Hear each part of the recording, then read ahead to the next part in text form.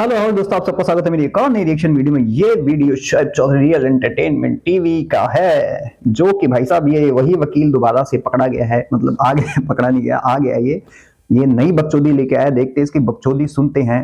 इस वीडियो का टाइटल है पीएम मोदी को कुवैत में हाईएस्ट सिविलियन अवार्ड मिला। तो देखते हैं इस पे ये वकील साहब क्या बोलते हैं क्या नहीं।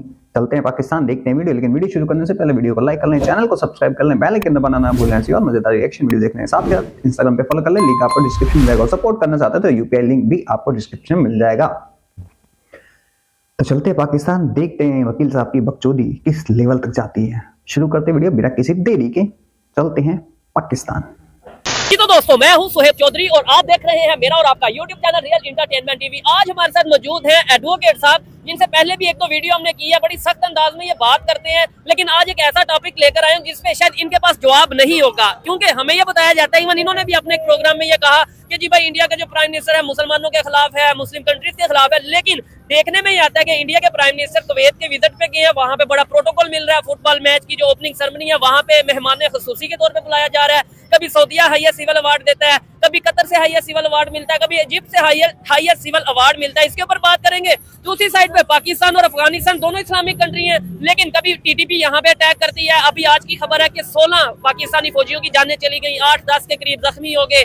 क्या वजह है कि हम दो नेबर होने के बावजूद, दो मुस्लिम अफगानिस्तान और पाकिस्तान होने के बावजूद आपस में लड़ रहे हैं, जबकि जिसे हम ये कहते हैं कि वो इस्लाम या मुसलमानों के खिलाफ है, उसकी मुसलमानों से नहीं बनती, वो जाके हाईएस्ट सिविल अवार्ड ले रहा है। जी अस्सलाम वालेकुम। वालेकुम अस्सलाम। कैसे हैं आप जनाब? अल्हम्दुलिल्लाह, आप सुनाएं क्या हाल है? मैं भी ठीक ठाक। क्या कहना चाहेंगे कि आप जो मैंने आपको टॉपिक बताया अभी डिस्कशन के हवाले से, क्या समझते हैं कि इंडियन प्राइम मिनिस्टर वहाँ पे गए हैं, कुवैत में गए हैं, बड़ा प्रोटोकॉल मिल रहा है, इस्लामिक कंट्री क्यों इतना प्रोटोकॉल दे रहे हैं? बिस्मिल्लाहिर्रहमानिर्रहीम। सबसे पहले आप मेरा पूरा तारुफ कराया करें। मोहम्मद इनाम अब्बास राना एडवोकेट, ऑल पाकिस्तान लहर एसोसिएशन का सीनियर वाइस प्रेसिडेंट हूँ मैं। ठीक है। और जो आपका सवाल है कि इंडियन जो प्राइम मिनिस्टर हैं वो गए हैं कुवैत में, देखिए वो प्रोटोकॉल क्यों मिल रहा है? प्रोटोकॉल इसलिए मिल रहा है कि जिस तरह मैं पहले बता चुका हूँ, एक इंडिया दुनिया का 7वां या 8वां बड़ा मुल्क है। 25 लाख मुरबा किलोमीटर का एरिया है। उसके पास वसाइल ज्यादा है, उसके पास पोर्ट्स हैं और अजनास हैं और काफी चीजें हैं इंडिया के पास, जो वो दूसरे मिडिल ईस्ट के जो सराई इलाके के मुल्क हैं उनको एक्सपोर्ट कर सकता है। और वहाँ पे उनकी अवाम भी हैं जो काम कर रही है जाके वहाँ पे, और IT के तो इसका फिर मतलब ये हुआ कि भाई इंडिया की पूरी दुनिया को जरूरत है। सर जरूरत कह सकते हैं आप, बिल्कुल जरूरत है, क्योंकि 1947 में ये देखे पाकिस्तान के साथ नाइंसाफी हुई है। हमें 8 लाख मुरबा किलोमीटर एरिया दिया गया और उसे बांग्लादेश को भी काट झांट के और कलकत्ता वगैरह काट लिया गया, तो इस वजह से इंडिया को जो है ना बेनिफिट है। लेकिन एक बात मैं आपसे ये कहना चाहूंगा, वो ये कहना चाहूंगा कि पाकिस्तान की गवर्नमेंट और जो पाकिस्तान के अदारे हैं वो उनकी खारजा पॉलिसी कमजोर है। जब पाकिस्तान की फॉरेन पॉलिसी कमजोर है, जी बिल्कुल कमजोर है। देखिए जब इन पे मुश्किल वक्त आता है, जैसे कि अगर तुम्हें कम जमीन मिली तो जिन्ना की अपनी बुंड बनाया था, जा जिन्ना की कबर खोद, पकड़ उसका खोलो, उसकी हड्डियां उसको हिला कि हमें कम क्यों मिला। जिन्ना इतना बड़ा चूतिया तो था नहीं कि उसको कम मिलता और वो मान जाता है ना।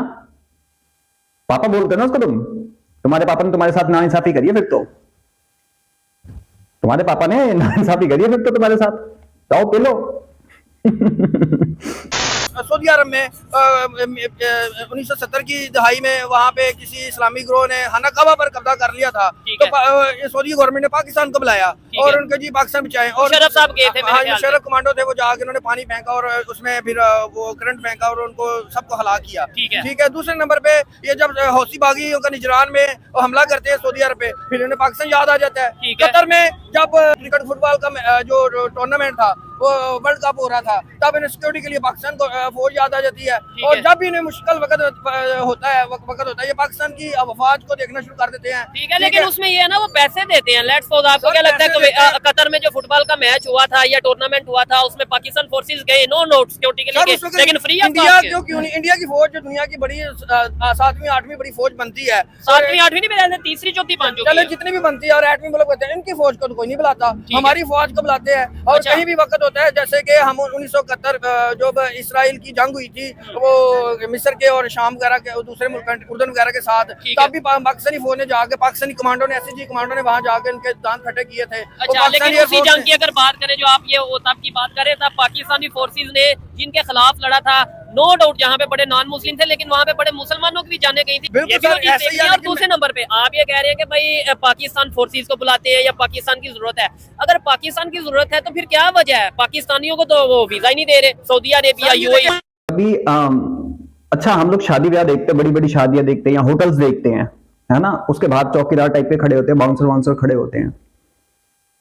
कभी आप लोगों ने देखा है क्या पुलिस वाले वहां खड़े होंगे या आर्मी वाले खड़े होंगे? बड़ा कॉन्सर्ट होता है वहां पे, प्राइवेट सिक्योरिटी वाले होते हैं, कभी देखा कि गवर्नमेंट सिक्योरिटी वाले खड़े हैं या फिर पुलिस वाले खड़े हो, आर्मी वाले खड़े हो? देखा कभी? इसे कहते हैं भाड़े की फौज। तुम्हें पैसा देके तुम्हें तो डांस भी, मुजरा भी करवा सकते हैं, जैसे लाहौर में होता है ना वो नाइट मुजरा, तुम्हारे आजकल बैंकों में भी होने लग गया है। तो भाड़े की फौज होती है, भाड़े की। और कोई भी ना अपने फौजी, अपने लोग नहीं मरवाना चाहता, जब पता कि पैसे लगने हैं, ठीक है, मरने दो। वैसे भी तुम लोगों की जान की कोई अहमियत नहीं है, तुम लोगों की कोई अहमियत नहीं है।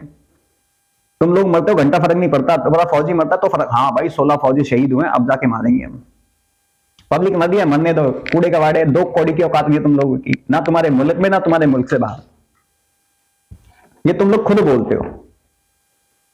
80-85 हजार तुमने अफगान जंग में गवा दिए है ना। और तो जिसकी बात कर रहा ना, ब्लैक सितंबर, तेरा जिया उलट था ना मेरे ख्याल से, दांत खट्टे करने वाला, जॉर्डन के किंग ने हायर किया था उसको। 25,000 फलस्तीनी ठोक दिए थे उसने, लिटरली ठोक दिए थे,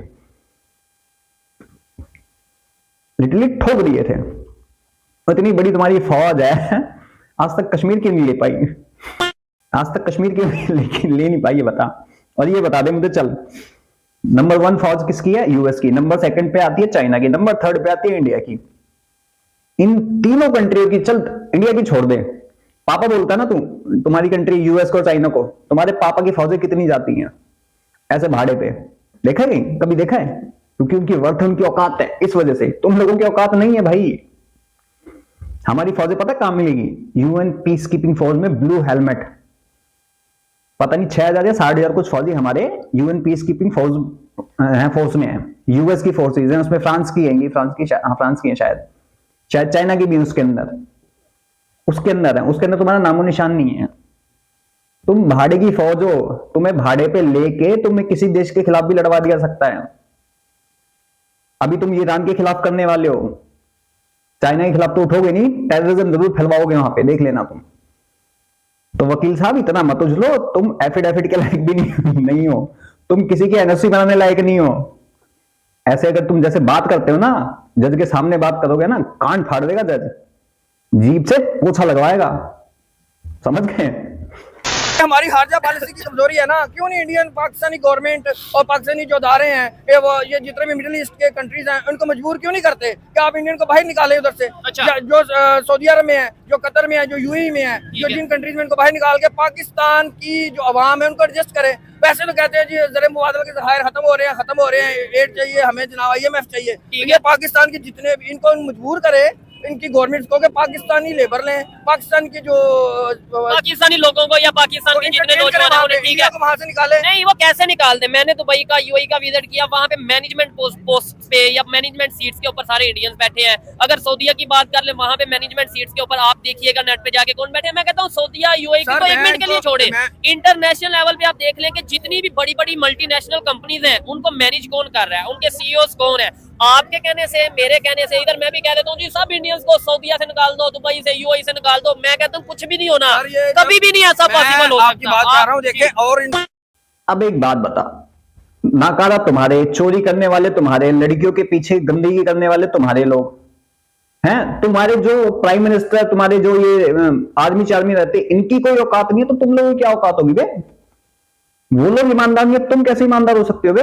ये देख, सारे घुमंड ठाट बाट प्रोटोकॉल अमेरिका में जाकर ऐसे गायब होते हैं जैसे गधे के सर से सींग, क्योंकि तलाशी तो देनी पड़ती है, फिर चाहे आप कोई आम शहरी हो या फिर governor State Bank of Pakistan.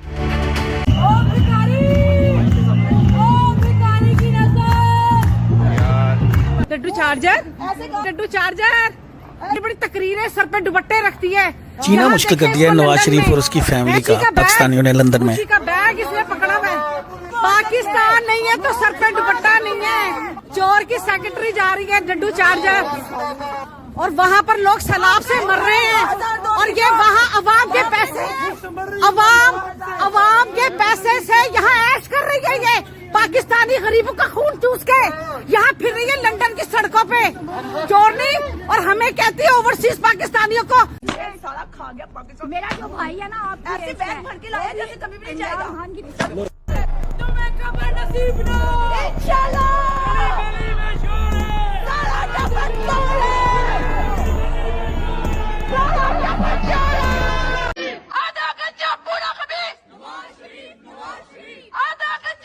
तेरा नवाज शरीफ, ये तेरी मरियम नवाज, ये तेरा देख क्या ना तेरा एक्स आर्मी चीफ अफगानिस्तान में जहाद करेगी।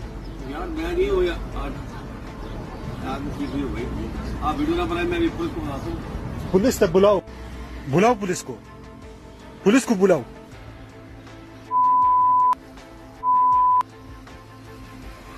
दाऊद पाकिस्तान د पौज मशर کونی باجوا ټول مری پونه ورکوله وزل ترغله د اروپا کې پونه ورکي پسپینه ګیره د ورسره ناس د خزه ده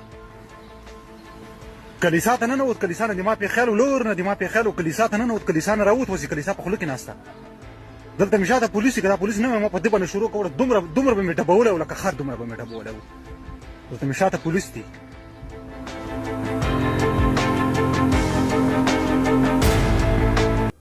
तुम्हारी ये औकात है बात करते इंडियंस को निकाल दो। मेहनत करने वाला बंदा कहीं भूखा नहीं मरता, वो कहीं ना कहीं अपना काम निकाल लेगा। दिमाग रखते हैं हम लोग, तुम्हारी तरह जिहाद नहीं रखते दिमागों में। मुसलमान मुसलमान, 2 गोली पड़ी, हाय अल्लाह मर गए अल्लाह, ये नहीं करते। जिगरा रखते हैं यहाँ पे, भिड़ेंगे तो ठीक से भिड़ेंगे, या तो आर या बाहर। तुम्हारी तरह नहीं है भाग जाते पेंट उतरवाते हैं जैसे, ऐसे नहीं है। फिर चाहे इंडिविजुअल बंदा हो चाहे हमारी आर्मी हो। 62 की जंग में हम भागे नहीं थे, सामना करा था हमने। कम थे फिर भी पेल लिया था, हमारे पास रिसोर्सेस कम थे फिर भी पेल रहे थे हम। हमारे फौजी के पास वो बर्फ वाले जूते तक, जैकेट्स तक नहीं थी, उसमें सरवाइव करा था हमने। जितनी टफ ट्रेनिंग होती है उनकी, तुम्हारी 2 कौड़ी की औकात नहीं है, ना तुम्हारे फौजियों की ना तुम लोगों की। अबे तुम लोगों के जो छोड़ो, जो तुम्हारे बड़े बड़े हैंगे, जिनके इतने सारे पैसे वैसे लगे पड़े हैं, जिनके पॉलिटिशियंस हैंगे, उनकी कोई औकात नहीं है।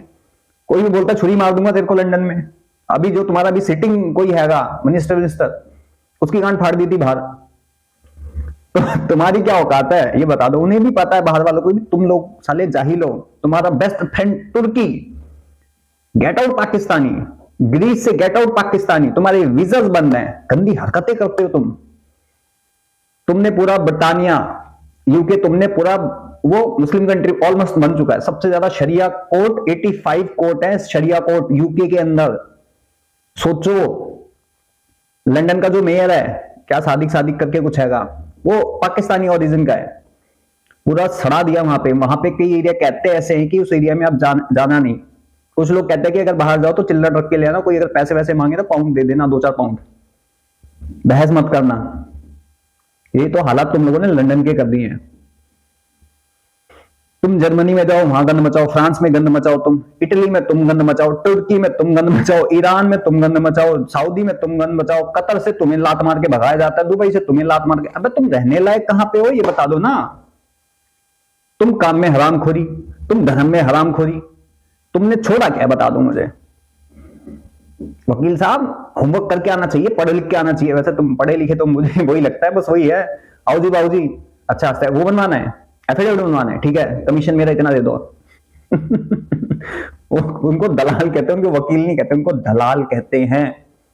के अलावा पूरी दुनिया में जो मुसलमान हैं, वो जो उनके पढ़े लिखे लोग मर गए हैं। ये जब इन मुल्कों में, मैं बताना चाहता हूँ, सऊदी अरब को, कतर को, यूएई को, जब इन पे मुश्किल वक्त आना है तो यही जो इंडिया के अवाम ने उनके खिलाफ हथियार उठा लेने हैं। और उनका जैसे 1857 की जंग आजादी को किसने कामयाब नहीं होने दिया? हिंदुओं ने कामयाब नहीं होने दिया। उस वजह से नहीं कामयाब होने दिया कि इन्होंने जाके मुखबरियां की अंग्रेजों को, सिखों ने इनके खिलाफ जंग लड़ी है। वरना उसी वक्त जिस तरह मुसलमानों की मजबूत थी, बहादुर शाह जफर की फौज मजबूत थी, बखत खान मजबूत था, उन्होंने अंग्रेजों चीजों का सफाया कर देना था। लेकिन मीर सादक, मीर जाफर, ये सर ये उससे पहले की बात है। मैं कह रहा हूँ, मैं आज बस आपने बात बात की है वही है ना, कि बिल्कुल कतार हमारे अंदर तो है। ऐसे हम ये नहीं कह सकते कि भाई उधर से ऐसा हुआ, इधर से ऐसा हुआ। अगर हम आजादी, जंग आजादी की भी चले, आपने स्टार्ट किया, मैं स्टार्ट कर लेता हूँ। मुझे ये बताएं कि कितने हीरो से जो हिंदू थे, जो सिख थे, और कितने हीरो से जिन्होंने आजादी की जंग में मुसलमान थे, मतलब जिन्होंने पार्टिसिपेट किया। नो डाउट मुसलमानों ने भी किया, सिखों ने भी किया, हिंदुओं ने भी किया। 1857 की जंग तो लड़ी ही मुसलमानों ने थी। नहीं, मैं गोरों से आजादी की बात कर रहा हूँ। गोरों की आजादी की बात जब देखे, वो तो हिटलर ने ऐसा माहौल पैदा कर दिया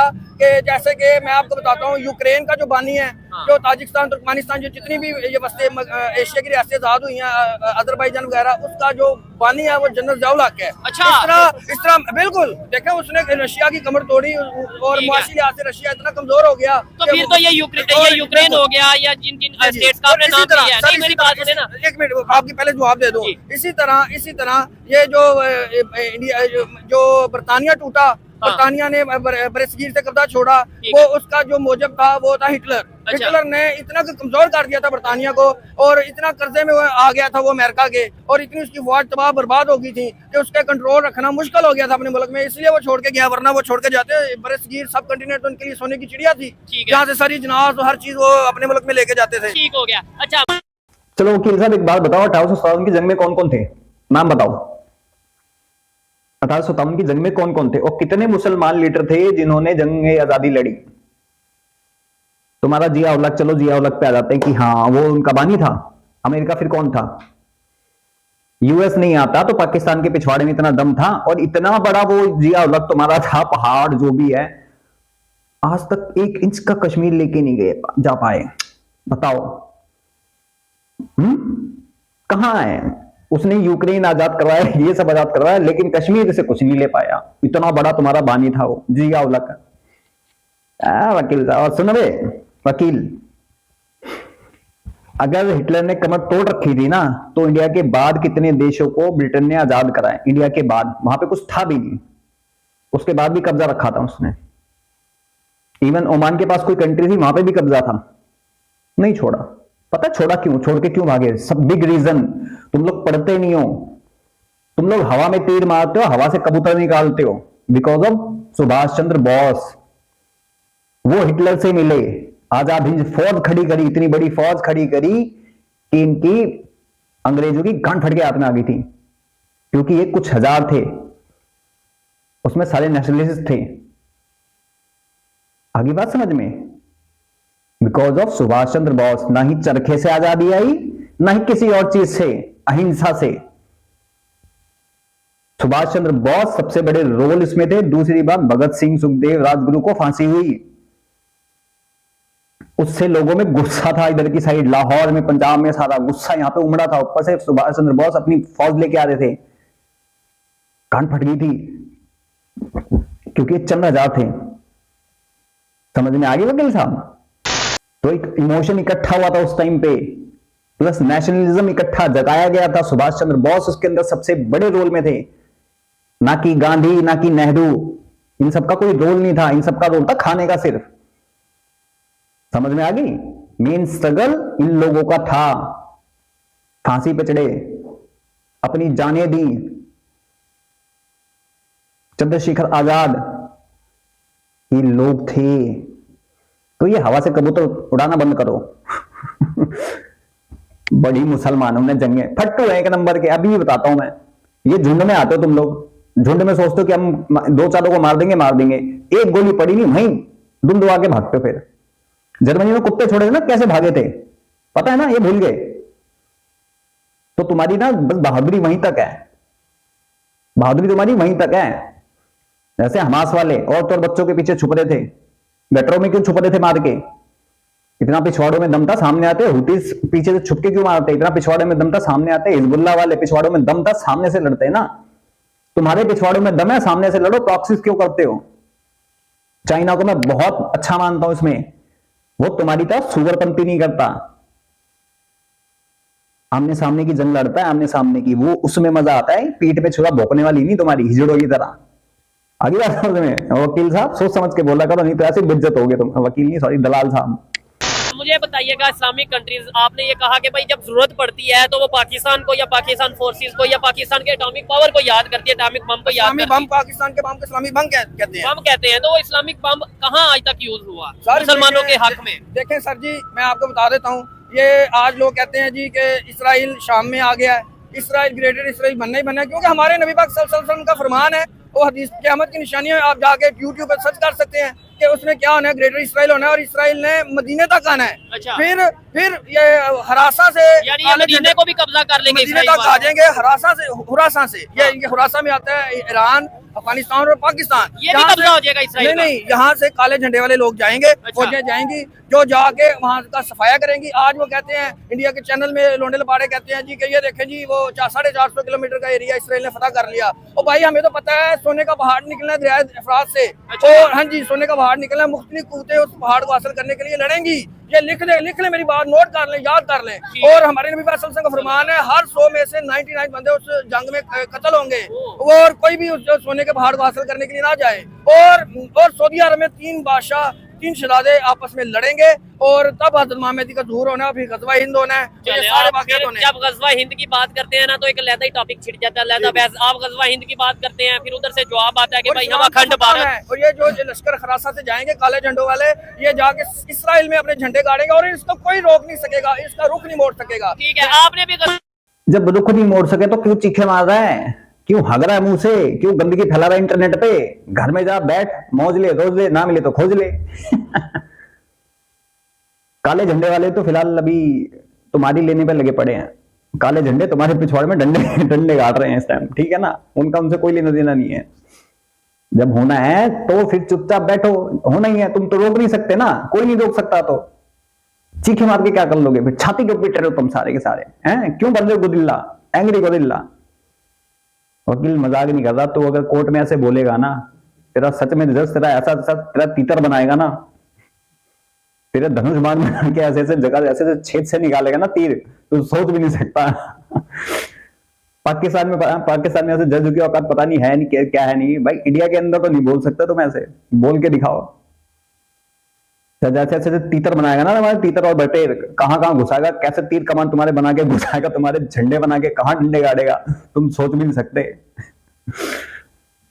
वकील तो भाई ये वकीलों वाली नहीं, दलालों वाली हरकतें हैं, तो वकील मत बोल अपने आप को। आलोक भाई ने इसको बड़ा गंदे वाला इसको पेला था, ये चिढ़ गया पूरी तरह से। मैं इंडिया वालों अपने भाइयों को भी दावत देता हूँ, आप सर्च करें इस्लाम को। ये जो बातें आज तक जितनी भी हो चुकी हैं, हो रही हैं, हमारे नबी पाक सल्लल्लाहु अलैहि वसल्लम ने 1400 साल पहले बता दिया था। वरना तो ये दुनिया घूमने के बारे में कहा, ये सिंह इधर था, दुनिया एक गाय ने सर पे रखा हुआ है, बड़ी बड़ी थ्योरीज थी। हमारे इस्लाम में कुरान पाक में बता दिया था कि सूरज घूम रही है, हर चीज घूम रही है। ठीक है, आपने गज़वा हिंद की बात की, लेकिन अबे पृथ्वी चपटी है, वो घूमती नहीं है, वो तो चीज पता नहीं कुछ रख दिया गया था उस पे जब हिल थी धरती। हमारे में बताया पूरा जीवन कैसे उत्पन्न हुआ, कहानियों के थ्रू, माइथोलॉजी के थ्रू बताया गया, जीवन की शुरुआत कैसे हुई। साइंस ने बहुत बाद में ढूंढा। उस माइथोलॉजी का मतलब समझोगे ना, तुम्हारी फटके चार हो जाएगी। तुम लोग रिसर्च नहीं करना जानते ना, तुम रिसर्च भी नहीं कर सकते उस पर, तुम्हें इसको समझने के लिए दिमाग चाहिए जो तुम्हारे पास नहीं है। अगर सनातन धर्म को पढ़ोगे, शुरुआत से पढ़ो, शुरुआत से, हर एक चीज की साइंस है, हर एक चीज की साइंस उसमें बताई गई है कि कब किसने कैसे जन्म लिया और पृथ्वी पे जीवन कैसे उत्पन्न हुआ। ये चीज ना साइंस भी मान चुका है। अब अभी बात समझ में, इतनी है बड़ी, अगर तुम्हारे कुरान में या तुम्हारे इतने मुसलमान साइंटिस्ट थे तो मुझे एक किसी बड़ी उसमें दिखा दो मुझे, नासा के अंदर या फिर चाइना की किसी उसके अंदर, कि हाँ भाई इस्लाम का लगा हुआ है कुछ,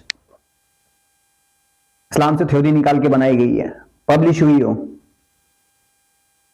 सारी हिंदू माइथोलॉजी, हिंदू जितने थे उनकी हुई है। नटराज की मूर्ति नासा में मिलेगी तुम्हें, नटराज की मूर्ति, समझ में आ गई बात? वो तुम्हारे कैसे आएगी? गोबर घोल के पीने वाले को ज्ञान घोल के पिलाओगे तो ज्ञान उसको अच्छा थोड़ी ना लगेगा। अभी इस टाइम जो सिचुएशन है, क्योंकि हमें हमेशा हाजिर रहना चाहिए और हाजिर दिमागी से बात करनी चाहिए। जब हम जज्बात में आके कोई स्टेटमेंट देते हैं ना, उसमें हमें पता नहीं चलता, अक्सर बातें हम जज्बाती कर जाते हैं, देखने वालों को वो मजाक लगती हैं। मैं कहता हूँ इस टाइम मौजूदा सूरत ये है, गजवा हिंद की बजाय गजवा पाकिस्तान चल रहा है, गजवा सिंध चल रहा है। सिंध में प्रोटेस्ट चल रहे हैं, बलोचिस्तान में जो प्रोटेस्ट चल रहे हैं, केपीके में प्रोटेस्ट चल रहे हैं। आपको पता है अभी आज की खबर है, पाकिस्तान गवर्नमेंट ये कह रही है कि भाई टीटीपी ने अटैक किया है, जिसमें 16 के करीब पाकिस्तानी फौजियों की जानें चली गई हैं, 8-10 के करीब जख्मी हो गए हैं। क्या वजह है? एक साइड पे वो इंडिया, जिसे आप ये कह रहे हैं जी हिंदू है, ये है वो मुसलमानों के साथ सिंसियर नहीं, वो जाके इजिप्ट, वो जाके सऊदी अरेबिया, वो जाके कुवैत में डील्स कर रहे हैं, प्रोजेक्ट कर रहे हैं, रिलेशन बेहतर कर रहे हैं। दूसरी साइड पे पाकिस्तान अफगानिस्तान आपस में लड़ रहा है। मैं कहता हूँ इस बात का अगर मुझे जवाब मिल जाए ना तो यकीन माने मेरे दिल को सुकून आ जाए। कि हमारे मुल्क में गद्दारों की कोई कमी नहीं है। यहाँ पे बेदीनी इतनी ज्यादा है कि किसी भी जो लीडर को, सरदार को पैसे देते हैं और इंडिया की राह ये काम कर रही है। सर मैं आप मेरी वन साइड होकर सुने, आप इंडिया की ज्यादा सपोर्ट करते हैं। मैंने किधर सपोर्ट की है? अगर मैंने हमेशा रोक देते हैं मुझे, न्यूट्रल हो गए सर, न्यूट्रल हो गए आप। जब बात इलॉजिकल या मुझे ऐसे लगेगा, मेरा पॉइंट ऑफ व्यू लेना, मेरा पॉइंट ऑफ व्यू ये देखें, जैसे अपना इमरान खान की हुकूमत नहीं बन सकी और शहबाज शरीफ की बनी है, को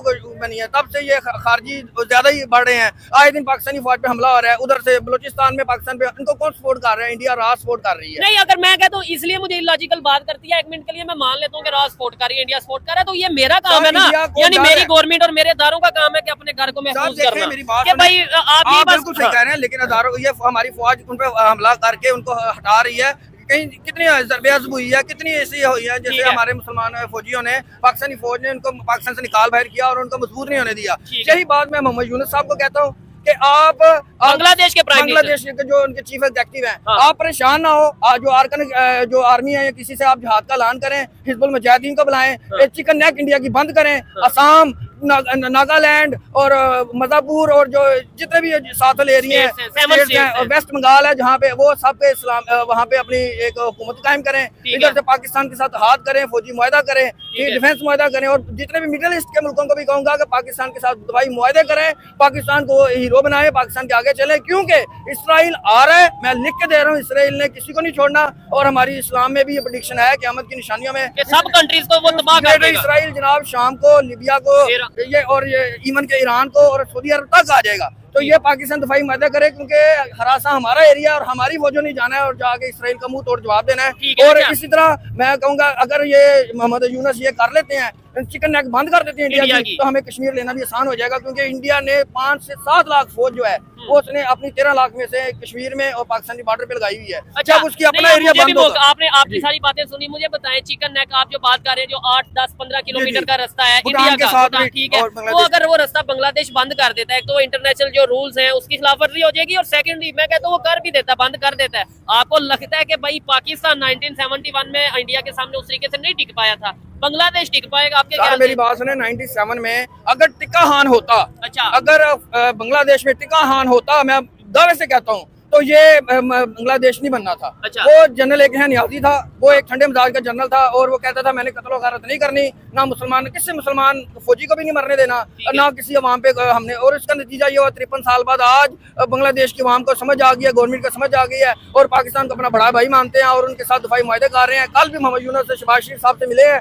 उन्होंने कहा है कि हम सारी बातें बुलाना चाहते हैं, जैसे कि हसीना वाजिद कहती थी आप मुझसे माफी मांगे, उन्होंने कहा था हर बातें बुला के हम दफाई मुआहदे में आगे जाना चाहते हैं। और पाकिस्तान के जैसे ये, और एक और चीज बता दूं, ये जो आज यूएस से पाकिस्तान के मिसाइलों पे कह रहा है, ये पाबंदी लगा रहा है, इसलिए कह रहा है कि इंडिया ने जब जाके दोबारा चाइना की गोद में बैठ गया इंडिया, कि वो बांग्लादेश की वजह से, कि उसे पता है कि चिकन नेक बंद होनी है, तो उसमें चाइना का भी किरदार होना है। आज वो सारी जिंदगी चाइना को गलत कहना, बुरा कहने के बाद अब चाइना की गोद में बैठ गया जाके इंडिया। तो सर मेरी बात साहब का आप, अबे वकील तू सच में वकील नहीं, तू सच में चूतिया। और दूसरी बात भाई, आप सब ये वीडियो ना, इसका मैं इसको क्रॉप करके ना छोटा सा एक शॉर्ट बना दूंगा, आप सब इसको शेयर करना कि इनके यहाँ के पढ़े लिखे वकील जो अपने आप को कहते हैं ये हिजबुल मुजाहिदीन इन सबको सपोर्ट करते हैं, फिर ये कैसे कहते हैं कि हमारे देश में आतंकवाद को सपोर्ट नहीं किया जाता, आतंकवाद के साथ खड़ा नहीं हो जाता, हमारे देश में आतंकवादी नहीं है। How this possible? और तेरे टिक्का खान में इतने पिछवाड़े में उसके दम था तो कश्मीर की नहीं ले पाया। और एक चिकन नेक की बात ना, तू चिकन नेक तेरा यूनिस भी आ जाए, तेरा चाइना भी आ जाए, सबके ना लत्ते लगा देंगे। और गोद में जाके बैठ गया, पापा बोल के चाइना आया हमारे पास कि चलो खत्म करते हैं ये कॉन्फ्लिक्ट। अभी तो तुम्हारे पिछवाड़ों पे डंडे पड़ने, अभी चाइना की तरफ से ही पड़ेंगे, टेंशन मतलब। तुम सोचो जो तुम्हें फाइटर जेट वो 5 जनरेशन के मिल जाएंगे $60 मिलियन के 600 मिलियन डॉलर के समथिंग 40 नेक्स्ट ईयर। तुम्हें लगता है वो मिलेंगे? घंटा नहीं मिलने वाले तुम्हें, वो याद रखना ही है। अच्छा, पाकिस्तानी वो बोलता है ना, ये बिना सर पैर की बातें करनी, हवा से कबूतर निकालना, है ना, मुसलमान एक जंगू कौम है, गांड फट जाती है 2 गोली खाते के साथ ही। तुम्हारे मोहम्मद यूनुस के भी तोते उड़े पड़े हैं, भीख मांग रहा है, बाबूजी चावल दे दो। हमारी इंडियन गवर्नमेंट ने भेज भी दिए, चावल खा लो, भीख मंगो, भिखारी हो। खाने को उनके पास है नहीं, वो जंग लड़ेंगे। 1,60,000 की फौज है उनकी, यहाँ 14 लाख की फौज है, 14 लाख की फौज है। और फिर भी एक एक बंदा ना 10 पे भारी पड़ेगा हमारे यहाँ का, क्योंकि हमारी ट्रेनिंग जो होती है इतनी टफ होती है। और बांग्लादेशियों की ट्रेनिंग के बारे में सुनकर तो मेरे को माशाअल्लाह, जब वो ट्रेनिंग लेस अराकान आर्मी के सामने सरेंडर कर चुके हैं वो, तो इंडियन आर्मी के सामने जिनकी इतनी टफ ट्रेनिंग्स होती हैं उनके सामने झुकेगा। बेटा बांग्लादेश के टुकड़े होने हैं, ये ऐसी हरकतें करते रहे, मैं तो कहता हूं टुकड़े होने, और करते रहे हरकतें, जो होता है अच्छे के लिए होता है। पाकिस्तान में शो ऑफ करेगा, दिखेगा ये। तुम जैसे लोग ऐसे आके बाहर बोलोगे तुम टेररिज्म को सपोर्ट करते हो, टेररिस्टों को सपोर्ट करते हो, तो अब मजा आएगा। और तेरा टिक्का खान हो, जिया लख हो, किसी के पिछवाड़ों में दम नहीं था साले के। सारे हिजड़ी कौम थे, तुम भी हिजड़ी कौम हो, कांड में दम नहीं, हम किसी से कम नहीं। अगर इतने तुम बहादुर हो, इतने बहादुर हो, तो ऐलान कर दो जंग का, अपनी फौज के साथ आ जाओ। हिजड़ापंती मत करो, ये पीठ में छुरा भोंकना, प्रॉक्सीज करवाना। और जो तू कह रहा है ना कि रॉ करवा रही है, तो कोर्ट में जाके भी ये भी बोलते कि नहीं इसने करा है, इसने खून करा है। जब तेरे मुंह पर थप्पड़ मार के बोलेगा भोसड़ी के, वो तो दे दे पहले सबूत दे, इसका सबूत कहां है, किस बंदे ने मारा है? सबूत चलता है ना हर जगह पे, सबूत है नहीं है, और कुत्ते की तरह भौंकना है। तो तू वकील नहीं, भांड लगता है मुझे तू दलाल, सॉरी दलाल, भांड भी नहीं। तो तुम दलालों की ना यही सबसे बड़ी प्रॉब्लम है, तुम लोग ना हवा से कबूतर निकालने की कोशिश करते हो, सारी बातें मतलब एक फिक्शन स्टोरी एकदम। तू स्टोरी लिख, पाकिस्तान की दे तू इंडस्ट्री को, लॉलीवुड को, कुछ ढंग की फिल्में बनाएंगे तेरी इस पे कहानी पे। वैसे कहानी अच्छी है तेरी, पाकिस्तानी खुश रहेंगे इस पे ठीक है ना? सुने, उन्होंने 100% सही कहा है कि इंडिया ने ही अमेरिका को मजबूर किया है उसको। सर मैं नहीं कह रहा, आपको मैं इसलिए कह रहा हूँ कि ये एक फैक्ट, वो हमारे पाकिस्तान के सबसे हरदिल अजीज हैं और वो तज्जियाकार हैं। उन्होंने कहा है कि इंडिया ने यूएसए को बोला, क्योंकि यूएसए ने कहा है कि भाई हम तो आपको चाइना के खिलाफ खड़ा करना चाहते हैं, हम तो आपकी इधर का गुंडा बनाना चाहते हैं, बदमाश बनाना चाहते हैं, आप चाइना के नीचे जाके लगे। सवाल का जवाब दीजिएगा। आप ये कह रहे हैं कि भाई जो अमेरिका पाकिस्तान के ऊपर सैंक्शंस या पाबंदियां लगा रहा है मिसाइल की रेंज को लेके, वो इंडिया ने बोला है सर, और ये नजम सेठी उनकी अपनी ओपिनियन है, वो एक जर्नलिस्ट है, एक एनालिस्ट है, उनकी अपनी ओपिनियन है, आपकी अपनी ओपिनियन है, लेकिन 99% जो है ना सच साबित होता है। वो देखते हैं कि मेरा भी इस फील्ड में 4 साल ऑलमोस्ट मुझे स्टडी करते हैं और फिर बड़ी डीपली इंटरनेशनल पॉलिटिक्स को देखते हो गया। मुझे बताएं इंडिया को क्या जरूरत है ये कहने की कि भाई पाकिस्तान के लॉन्ग रेंज मिसाइल के ऊपर पाबंदी लगाए। मैं ये कह रहा हूँ, मैं पाकिस्तानी ये बात कर रहा हूँ कि भाई इंडिया का कोई ऐसा एरिया नहीं है जो इस टाइम भी पाकिस्तान के पास मिसाइल मौजूद है। मेरी बात पूरी है, पाकिस्तान के पास जो मिसाइल मौजूद है इंडिया के किसी भी एरिया तक वो पहुंच सकते हैं। जब इंडिया के एरिया तक वो पहुंच सकते हैं, फिर इंडिया को क्या जरूरत है लॉन्ग रेंज? वो भाई इसराइल की बात करें, हम हमेशा हमारी सोच ये है ना कि हमारे अगेंस्ट चलता है ये है, हम फिर इंडिया पे जाते हैं, अगेंस्ट ये बात करता है, फिर हम कहते हैं ये भी इंडिया ने कहा, और इसी काम पे दुश्मन फायदा उठा लेता है। दुश्मन नहीं है अच्छा, इंडिया की चले पाकिस्तान से बुरी है, इंडिया ने नेपाल के साथ बिगाड़ा हुआ है, अच्छा, भूटान से बिगाड़ा हुआ है, अच्छा, और बांग्लादेश को हकीर समझते थे। अच्छा, ये बांग्लादेश क्यों इंडिया से दूर हुए हैं? उनको गुलाम समझते थे, उनको हकीर समझते थे। और इसके अलावा और जितने भी इंडिया के छोटे छोटे मुल्क हैं पाकिस्तान समेत, इनको सबको हकीर जानते हैं। इंडिया की पॉलिसी गलत है। मैं हिंदुओं के खिलाफ नहीं हूँ। अच्छा, मैं हिंदुओं को कहता हूँ कि ये दीन के मरीज है। अच्छा, ये हमारे इन काल की उतार को पढ़ लें जाके और समझें कि हमारे नबी पाक सल्लल्लाहु अलैहि वसल्लम के बारे में सारी निशानियां पूरी होती हैं कि उनकी वालदा का नाम कौन होगा और जो मसीहा की किताबों में लिखा हुआ है, संस्कृत में लिखा हुआ है। मैं भी थोड़ी और तू हमारी पॉलिसीज बताएगा, तू अपनी पॉलिसीज देख ले। और भूटान के साथ हमारे रिश्ते, अबे भूटान की रक्षा हमारी आर्मी करती है, चूतिए। तू हमें पढ़ाएगा क्या? है औकात है तेरी? और हाँ वो भोसड़ी के हैं छुरीबाज, वो पीठ में छुरा घोपते, तुम्हारी औकात यही है सालो। क्योंकि जिस धर्म में हो ना उस धर्म में यही सिखाया जाता है, इस धर्म में यही सिखाया जाता है, पीठ में छुरा भोंको, जहां काफिर दो मार दो, प्यार से बोलो, ना माने तो उसके कत्ल कर दो उसका।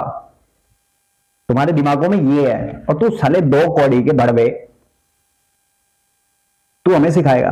और हाँ तेरा क्या था वो एक चीज भूल गया मैं, कि हाँ तेरे गोलियां नहीं चलाई, 10 लाख औरतों का रेप करने वाले तेरे फौजी थे, वो जो कलमा गो फौजी थे भड़वे, वो 10 लाख औरतों का 2 लाख वॉर बेबीज पैदा हुए थे, जिसमें ज्यादातर हिंदू औरतें थी, वो मुसलमान नहीं थी। मुसलमानों के ऊपर भी उन्होंने करा कब्र खुदवा के उनको गोली मार देते थे उसी कब्र के अंदर, वो तो मेरे मुसलमान फौजी थे। समझ में आ गया? तू साले 2 कौड़ी के वकील भड़वे हैं, 2 साले तेरी औकात नहीं है बोलने की, भांडगिरी कर तुम, बकचोदी मत कर यहां पे खड़ा होके, नहीं तो तेरे को ऐसे ही पेलूंगा मैं और गाली दूंगा, उखाड़ लियो जो उखाड़ना है मेरा। और तेरे पिछवाड़े में दम होना तो उसका आंसर दे दियो विद फैक्ट्स। मैं तेरे को विद फैक्ट्स दे रहा हूं। तेरे पाकिस्तान के अंदर किसी साले की एक बात पे सर पैर बता दे, एक सबूत किसी के पास नहीं होता, सिर्फ एक बंदा दिखता है मुझे, वो सैयद मुजम्मिल, वो प्रूफ के साथ बात करता है। बाकी किसी पाकिस्तानी की औकात नहीं है वो प्रूफ के साथ बात कर जाए, क्योंकि पता है प्रूफ के साथ बात करेगा तुम डूब मरोगे। दिखा दे तेरे धर्म में नहीं लिखा हो कि आम काफिर दो देखो मार दो, दिखा दे तेरे धर्म में नहीं लिखा हो कि पृथ्वी चपटी है, दिखा दे तेरे धर्म में नहीं लिखा हुआ कि पृथ्वी घूमती नहीं है। बता, मेरे धर्म में लिखा हुआ है हर चीज के बारे में, कौन किसकी प्रतिमा करता है, कैसे घूमता है, गुरुत्वाकर्षण क्या है, हर चीज बताई गई है हजारों साल पहले, जब तुम्हारा नामो निशान भी नहीं था। अगली बात समझ में, 2 कौड़ी के वकील बेटा इस पे आएगा तो इस पे भी आ जाऊंगा मैं। मेरे धर्म में लिखा हुआ है, मेरे धर्म में कहते हैं धर्म की जय हो, अधर्म का नाश हो, विश्व का कल्याण हो। तुम्हारे धर्म में कहते हैं हम कब्जा करेंगे, सारी जगह पे मुसलमान होंगे। आगे बात समझ में? तो ये घुसाले पिछवाड़े में, समझ में आ गया? 2 कौड़ी के वकील, कुत्ते की तरह भौंकने से कुछ नहीं होता। तो वो वकील से, सॉरी मैं वकील क्यों बोल रहा हूं बड़ा भाई को, हैं? कुत्ते की तरह भौंकने से कुछ नहीं होता। रिपोर्ट्स, सबूत उस पे चलते हैं। कहानियां बनाने में वो चूतियापा बोलता है, इसलिए तुम्हें पेला जाता है। अगर शोएब इसको बार बार लेके आइए, उसको पेलने में मजा आएगा बहुत, क्योंकि जो ये चूतिया वाली बातें करता है ना, आहा आनंदित। थोड़ी साथ बात करूंगा ना, आप हमदर्दी है, क्यों देखें मेरी बात सुने। इंडिया वालों को मैं कहूंगा एक मिनट कंप्लीट करने दे। अच्छा। क्यों इंडिया से सिख बने हैं, सिख मतलब पैदा हुआ है हिंदुओं से, क्यों हिंदुओं से ये ईसाई पैदा बने हैं, क्यों मुसलमान हुए हैं, और भी दूसरे मज़ाहिब में लोग आए हैं, इवन के बुद्ध मत बने हैं, क्योंकि इंडिया का मजहब जो है वो थोड़ा सा वीक है और बिल्कुल हट गया। आप देखिए इसराइल आपका दोस्त है, वो भी अल्लाह को एक मानते हैं, हज़रत दाऊद अलैहिस्सलाम को अल्लाह का नबी मानते हैं, ये चीज नहीं है, ईसा अलैहिस्सलाम मानते हैं। भाई आप लोग समझ नहीं आती, आप लोगों को आइडिया है कि इस टाइम कितने लोग, ये आप गूगल पे जाके सर्च करिएगा, सबसे तेजी से फैलता हुआ मजहब इस्लाम है। आप एक दफा जाके दोबारा सर्च करिएगा, जो वो मजहब जिसे पाकिस्तान में हम नाम नहीं ले सकते, एथिस्ट, ठीक है, वो जितनी तेजी से फैल रहा है। देखें हमें सबसे ज्यादा फैलने वाला, सर्च कर ले, गूगल पे सर्च कर ले, सबसे ज्यादा फैलने वाला मजहब इस्लाम है। अच्छा। उसके बाद कोई दूसरे मजहब, चले मजहब के ऊपर तो हम उस तरीके से नहीं बात करते। वो तो 2 कौड़ी के सिख पता क्यों बने? सिख बने इसलिए ताकि मुगलों के सामने वो हिंदू में एक अपना बड़ा बेटा उसको सिख बनाते थे, खालसा बनाते थे उसको, तब जाके खालिद धर्म ये सिख धर्म बना। ये सिर्फ वॉर करते थे, रक्षा करते थे देश की। झंडू तुझे यही नहीं पता, तेरे को अपने धर्म के बारे में नहीं पता, तो दूसरे के धर्म पे उंगली उठाने से पहले ना 100 बार सोच, नहीं तो तेरी गांड फाड़ दूंगा मैं वहीं आके। समझ में आ गई बात? बाप है हम सबकी, जननी है, पापा है हम। 2500 साल से ज्यादा किसी की उम्र नहीं है, हमारा हजारों साल पहले से चल रहा है। हमारे धर्म में रोक टोक नहीं है तुम्हारी तरह। हमने सबको फ्रीडम दी है, फ्रीडम दी है हमने। अपने हिसाब से आप जी सकते हो, अपनी सोच के हिसाब से जी सकते हो, अपनी सोच डेवलप कर सकते हो। तुम्हारी तरह नहीं बाउंड करके रख दिया जाए, बुरखे में रहना, बुरखा ना उठाओ, बुरखा जो उठ गया तो राज खुल जाएगा। 20 मीटर तंबू में लेके नहीं जाते।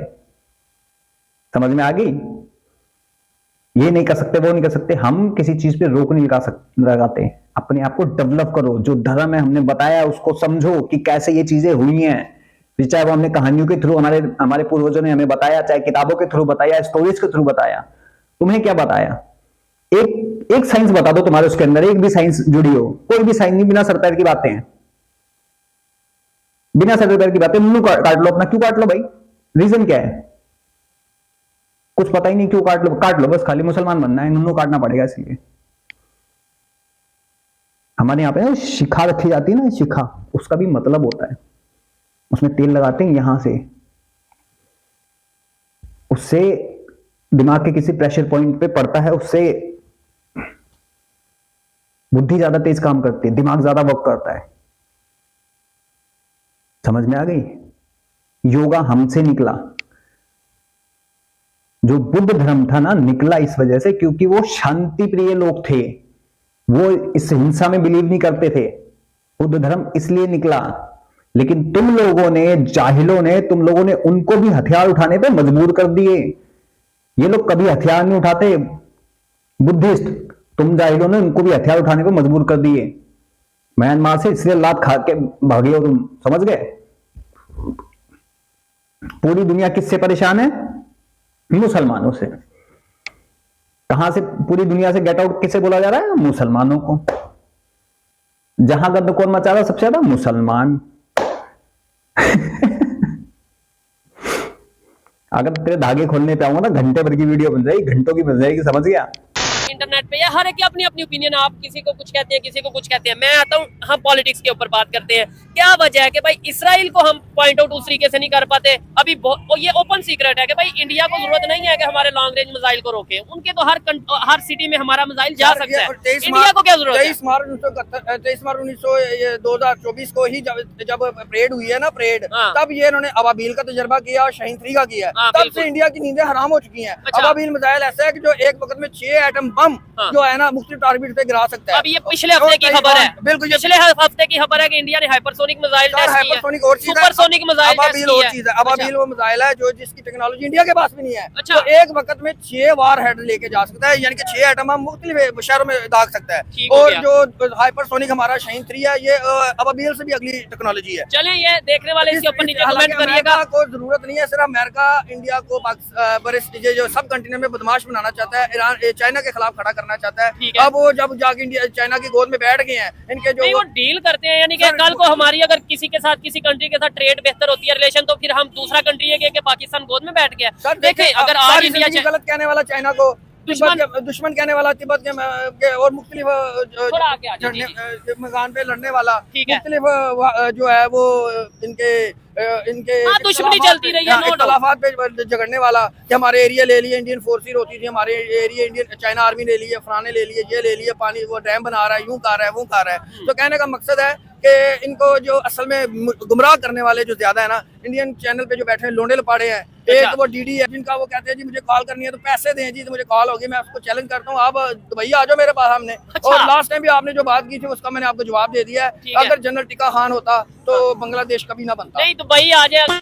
अच्छा, तेरा जनरल टिक्का खान होता तो बांग्लादेश नहीं बनता। टिक्का खान था तो कश्मीर क्यों नहीं ले लिया? कश्मीर क्यों नहीं ले लिया ये बता। तो बकचोदी का ट्रक मत चलाया करो, तुम्हारे लिए तो कश्मीर तुम्हारी शहादत था ना। तो तुम्हारे टिक्का खान ने डीडी डायरेक्ट वाले की बात कर रहे हो, तेरा बाप है वो, बाप है तेरा। तूने कौन सी बात का जवाब दिया उसकी बता मेरे को, एक प्रूफ बता दे मुझे।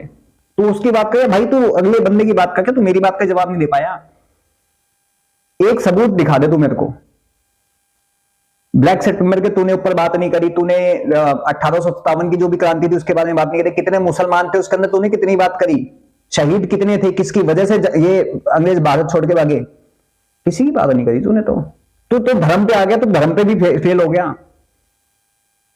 किस पे बात करी तूने? वो लास्ट का देख लिया, वो लास्ट का मैसेज ना वो देते कि अगर बात करनी हो तो आप मुझसे इस पे बात कर सकते हैं, लेकिन याद रहे इस पे पैसे लगते हैं।